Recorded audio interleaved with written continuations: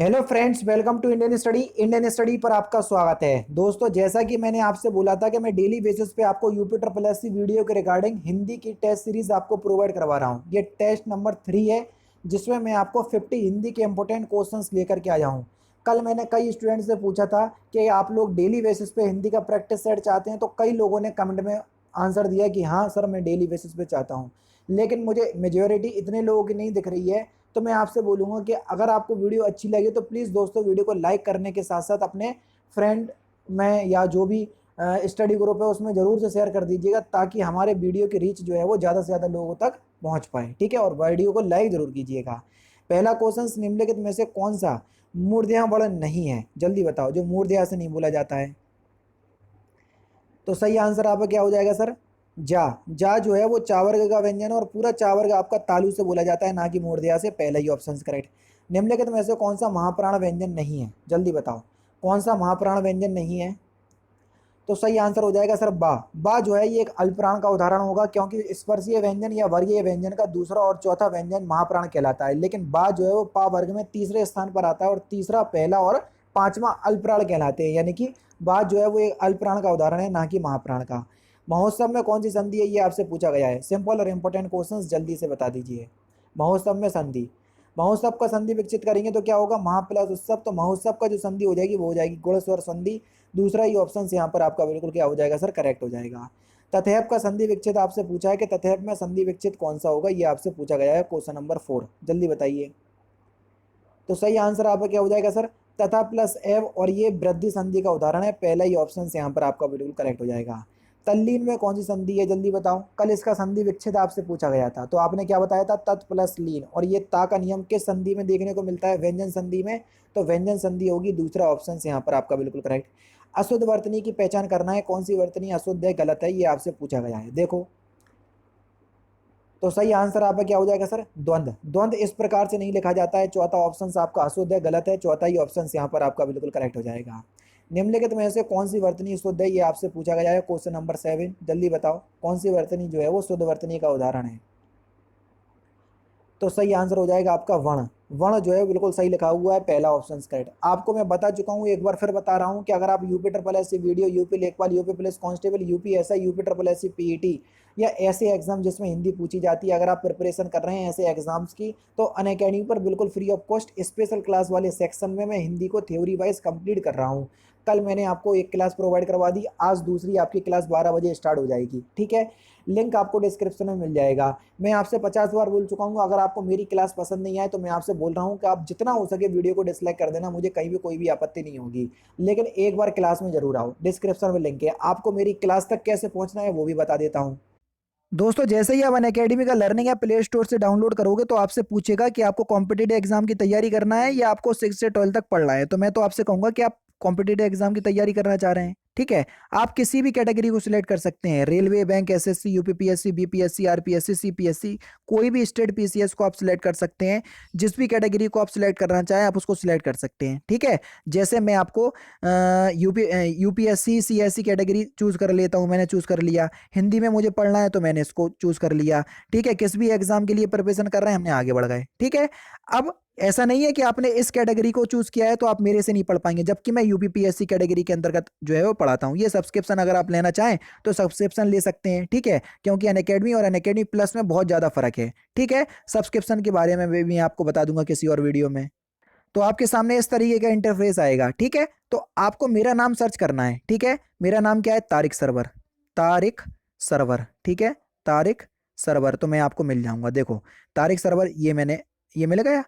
ये मैं आपको यूपीपीएससी कैटेगरी के अंदर पढ़ा रहा हूँ। ठीक है, तो जैसे ही आप कोई भी क्लास होगी मेरी, ठीक है, जैसे ही आप किसी भी क्लास पर क्लिक करेंगे तो कोई भी आप मेरी क्लास पर क्लिक कर सकते हैं। मेरी सारी क्लास जो है वो बिल्कुल फ्री ऑफ कॉस्ट होती हैं। जैसे मैंने ग्रामीण परिवेश की ये अभी लेखपाल के लिए क्लास ली। ठीक है, तो इस पे जैसे ही सिलेक्ट करा तो आपसे वॉच क्लास पे जैसे ही आप क्लिक करोगे तो यहां पर कोई ऑप्शंस नहीं आएगा, लेकिन आपके पास ऑप्शंस आएगा अनलॉक क्लास। अनलॉक क्लास क्यों करना पड़ेगी वो मैं आपको बता देता हूं। क्योंकि आप मेरी क्लास पहली बार देख रहे होंगे। अगर आप पहली बार मेरी क्लास देख रहे हैं तो आपको मेरी क्लास को अनलॉक करना पड़ेगा, और अनलॉक कोड क्या है? मेरा इंडियन स्टडी। इंडियन स्टडी जो चैनल का नाम है वही मेरा अनलॉक कोड है, क्लास अनलॉक कोड, तो इसको अप्लाई करना। विदाउट स्पेस क्लास आपकी अनलॉक हो जाएगी, बिल्कुल फ्री ऑफ कॉस्ट है, आराम से आप जो है वो देख सकते हैं। नेक्स्ट क्वेश्चन से आपका कि जब दो शब्दों में एक सार्थक और दूसरा निरर्थक हो तब किस विराम चिन्ह का प्रयोग किया जाता है? तो किस विराम चिन्ह का प्रयोग करते हैं? सही आंसर हो जाएगा सर योजक चिन्ह का प्रयोग करते हैं हम। तीसरा ऑप्शन यहाँ पर आपका बिल्कुल करेक्ट। हे ईश्वर सबका कल्याण हो, इस वाक्य में किस विराम चिन्ह का प्रयोग हुआ है? आपको बताना है कि ये जो हे ईश्वर के बाद ये डंडा बिंदी लगी हुई है, इसको कौन सा विराम चिन्ह बोलते हैं? इसको हम विस्मयादि बोधक चिन्ह बोलते हैं। ठीक है, दूसरा ऑप्शन यहाँ पर आपका बिल्कुल करेक्ट। निम्नलिखित में से कौन सा व्यक्तिवाचक संज्ञा का उदाहरण नहीं है? क्वेश्चन नंबर 10, जल्दी बताओ। सिंपल और इंपॉर्टेंट क्वेश्चंस। मंत्री शब्द, मंत्री शब्द जो है वो जातिवाचक संज्ञा का उदाहरण है। चौथा ऑप्शन यहाँ पर आपका बिल्कुल करेक्ट हो जाएगा। कौन सा शब्द भाववाचक संज्ञा का उदाहरण है? ये आपसे पूछा गया है क्वेश्चन नंबर 11, जल्दी बताओ कौन सा शब्द भाववाचक संज्ञा का उदाहरण है? सर्दी, सर्दी शब्द जो है वो एक भाववाचक संज्ञा का उदाहरण है। तीसरा ऑप्शन यहाँ पर आपका बिल्कुल करेक्ट। कौन सा शब्द पुल्लिंग नहीं है? क्वेश्चन नंबर 12, जल्दी बताओ। वोकैब का सेक्शन ऐसे एग्जाम में ज़्यादा पूछा जाता है। ठीक है, तो सही आंसर हो जाएगा आपका पवन, पहला ही ऑप्शन करेक्ट हो जाएगा। कौन सा शब्द स्त्रीलिंग नहीं है? जल्दी बताओ। क्वेश्चन नंबर 13, कौन सा शब्द स्त्रीलिंग शब्द नहीं है? गिरी, गिरी शब्द जो है वो एक स्त्रीलिंग शब्द नहीं है। तीसरा ऑप्शन करेक्ट। बहु शब्द का आपको बहुवचन बताना है कि बहु शब्द का बहुवचन क्या होगा, जल्दी बताओ। तो बहु शब्द का बहुवचन क्या हो जाएगा सर? वहु है, पहला ही ऑप्शन यहाँ पर आपका बिल्कुल करेक्ट। क्या होगा सर? पहला ऑप्शन करेक्ट। चूहा बिल से बाहर निकला, तो आपको बताना है कौन सा कारक चिन्ह है। अब देखो से कारक चिन्ह का यूज आया, चूहा बिल से बाहर निकला यानी कि से कारक चिन्ह का यूज अलग होने के लिए हो रहा, और जब से कारक चिन्ह का यूज अलगाव यानी कि अलग होने के लिए हो तो वहां पर अपादान कारक होता है। चौथा ऑप्शन यहाँ पर आपका बिल्कुल करेक्ट हो जाएगा। निश्चयवाचक सर्वनाम का चयन कीजिए, कौन सा निश्चयवाचक सर्वनाम है? क्वेश्चन नंबर 16, यह और वह दोनों ही शब्द आपको निश्चयवाचक सर्वनाम में देखने को मिलेंगे। तो यहाँ पर पहला ही ऑप्शन यहाँ पर आपका बिल्कुल करेक्ट हो जाएगा। कौन सा गुणवाचक विशेषण नहीं है? क्वेश्चन नंबर 17, देखो और फिर बताओ कौन सा गुणवाचक विशेषण नहीं है? तो सही आंसर आपका क्या हो जाएगा सर? दूसरा, दूसरा शब्द जो है ये गुणवाचक विशेषण नहीं है। चौथा ऑप्शन करेक्ट। विशेषण शब्द उच्च की उत्तम अवस्था क्या होगी? देखो विशेषण को तुलना के आधार पर 3 भागों में बांटा गया, मूल अवस्था, उत्तरावस्था, उत्तम अवस्था। आपसे उत्तम अवस्था पूछी है। उच्च में ता और रा यानी कि तर जोड़ दो तो उत्तरावस्था बन जाती है, और ता और माँ यानी कि तम जोड़ दो तो उत्तम अवस्था बन जाती है। तो यहाँ पर दूसरा ऑप्शन करेक्ट हो जाएगा। निम्नलिखित में से कौन सी सकर्मक क्रिया नहीं है? क्वेश्चन नंबर 19, देखो और फिर बताओ। क्वेश्चन नंबर 19, सही आंसर हो जाएगा आपका सोना, है ना। ऐसी क्रियाएं जिनको पूरा करने के लिए बाहरी साधन की आवश्यकता ना हो तो आपकी अकर्मक क्रिया कहलाती है। आपसे यही तो पूछा था कि सकर्मक क्रिया कौन सी नहीं है, यानी कि अकर्मक क्रिया। सोने के लिए बाहरी साधन की आवश्यकता नहीं होती है, आपको नींद खुद ब खुद आ जाती है, इसलिए ये अकर्मक क्रिया है। हवा चल रही है, इस वाक्य में कौन सा वेद है क्रिया का? जल्दी बताओ। हवा चल रही है ना, अभी भी चल रही है, तो ये नित्यबोधक क्रिया का वेद है। चौथा ऑप्शन यहाँ पर आपका बिल्कुल करेक्ट। मैंने पुस्तक पढ़ी, इसमें कौन सा वाच्य है? जल्दी बताओ। मैंने पुस्तक पढ़ी, इसमें कौन सा वाच्य है? तो इसमें सर कृतवाच्य होगा। तीसरा ऑप्शन यहाँ पर आपका बिल्कुल करेक्ट। श्याम जा रहा है में कौन सा काल है? जल्दी बताओ। श्याम जा रहा है, इसमें कौन सा काल है? तो सही आंसर हो जाएगा सर तात्कालिक वर्तमान काल का उदाहरण है ये, दूसरा ऑप्शन करेक्ट। अव्यय का भेद कौन सा है? ये आपसे पूछा गया है 23, कौन सा अव्यय का भेद है? अव्यय जो है वो 4 प्रकार के होते हैं, क्रिया विशेषण, संबंध बोधक, समुच्चय बोधक और विस्मयादि बोधक। 3 ऑप्शंस तो हैं ही, तो उपरोक्त सभी आपके सही आंसर हो जाएंगे। लगभग किस प्रकार का निपात है? निपात जो है वो किसी भी शब्द पे या किसी भी सेंटेंस में बल देता है। जैसे मैं आपसे बोल दूं कल मुझे दिल्ली जाना है, तो ये सेंटेंस नॉर्मल है, कल मुझे दिल्ली जाना ही पड़ेगा, तो ही शब्द ने सेंटेंस में बल डाल दिया, बस उसी को निपात कहते हैं। तो लगभग जो है वो किस निपात का उदाहरण है? तो आपका सही आंसर हो जाएगा ये अवधारणा बोधक में देखने को मिलेगा, पहला ऑप्शन करेक्ट। कौन सा शब्द तत्सम नहीं है? जल्दी बताओ। तो सही आंसर हो जाएगा लोहा। लोहा शब्द तद्भव शब्द है, इसका तत्सम होगा लोह। ठीक है, ध्यान रखना। चौथा ऑप्शन करेक्ट।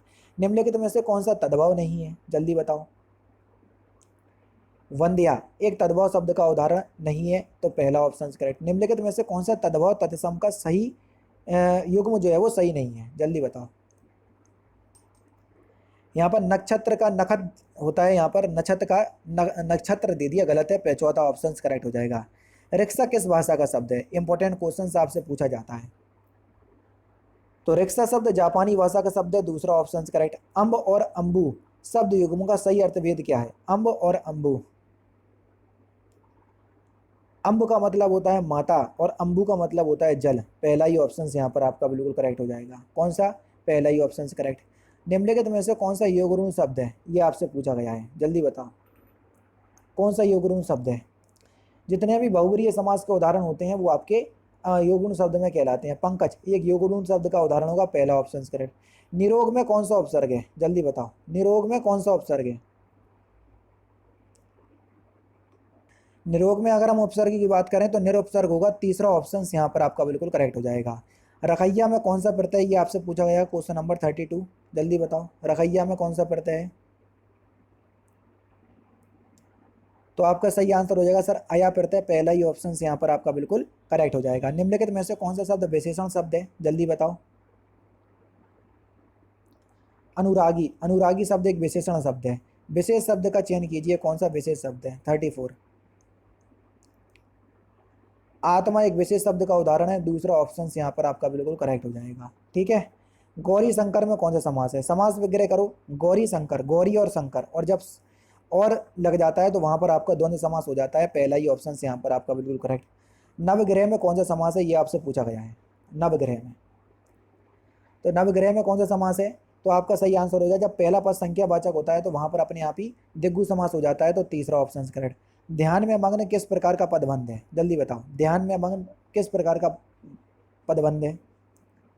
तो सही आंसर होगा सर ये विशेषण पदबंध है। पदबंध होते क्या है, आप एक बार मेरे से पूरा चैप्टर पढ़ोगे तो सारी चीज खुद ब खुद आपको समझ में आ जाएंगी। ठीक है। नेक्स्ट क्वेश्चन देखो, अर्थ की दृष्टि से वाक्य का भेद कौन सा है, अर्थ की दृष्टि से। तो आपका सही आंसर आपका क्या हो जाएगा सर, विधिवाचक, निषेधवाचक, आज्ञावाचक, ये सभी अर्थ की दृष्टि से वाक्य के भेद हैं, चौथा ऑप्शन यहाँ पर आपका बिल्कुल करेक्ट। निम्नलिखित में से कौन सा किरण का पर्यायवाची शब्द नहीं है, जल्दी बताओ कौन सा किरण का पर्यायवाची शब्द नहीं है। तो आपका सही आंसर क्या हो जाएगा सर, नलिन। नलिन जो है ये किरण का पर्यायवाची शब्द नहीं है, पहला ऑप्शन करेक्ट। और लास्ट क्वेश्चन, इच्छा का पर्यायवाची शब्द कौन सा नहीं है, ये आपसे पूछा गया है। तो इस क्वेश्चन का आंसर आप मुझे कमेंट बॉक्स में बताएंगे। अब आप बोलोगे सर 40 क्वेश्चन 10 कहाँ गए, पूरे 10 के 10 आपके गद्यांश में चले गए, है ना। तो गद्यांश में बेसिकली नहीं करवाता हूँ क्योंकि कई लोग इंटरेस्ट नहीं लेते हैं गद्यांश में, तो पूरे 10 क्वेश्चन आप गद्यांश में चले गए। बेसिकली 50 क्वेश्चन का ही टेस्ट है। ठीक है। तो दोस्तों ये थे आपके पूरे 50 क्वेश्चंस लगभग, जो कि आपके आने वाले exam UP triple S video के रिगार्डिंग बहुत ही ज़्यादा इंपॉर्टेंट है। वीडियो अगर आपको अच्छी लगी तो प्लीज़ दोस्तों वीडियो को लाइक और शेयर जरूर कर दीजिएगा। तो दोस्तों फिलहाल की वीडियो में सिर्फ इतना ही। अगर आपको वीडियो पसंद आए तो प्लीज़ दोस्तों वीडियो को लाइक कीजिए, शेयर कीजिए और साथ ही साथ हमारे चैनल को सब्सक्राइब करना ना भूलें, क्योंकि रोजाना इसी तरह की वीडियोस आप लोगों के लिए लाता रहता हूँ। नमस्कार दोस्तों, जय हिंद, जय भारत।